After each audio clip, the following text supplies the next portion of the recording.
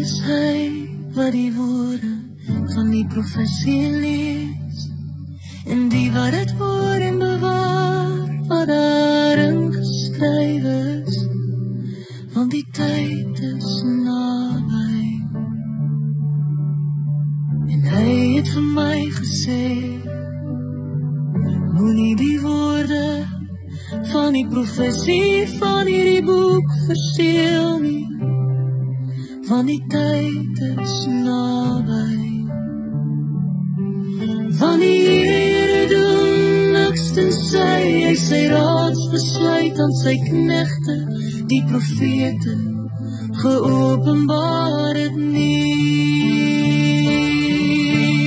Maar het God by keer en op baie maniere in die ou tyd gesprek het, door die vaders, deur die profete, het hy die laaste dag tot ons gesprek, deur die seun.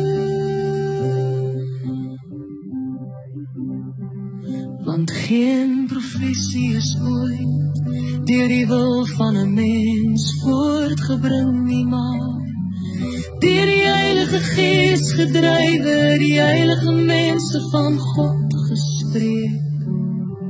En as iemand iets van die woorde van die boek van hierdie profesie wegneem, dan sal God sy deel wegneem uit die boek van die lewe, en uit die heilige stad, en uit die dinge waarvan in hierdie boek geskryf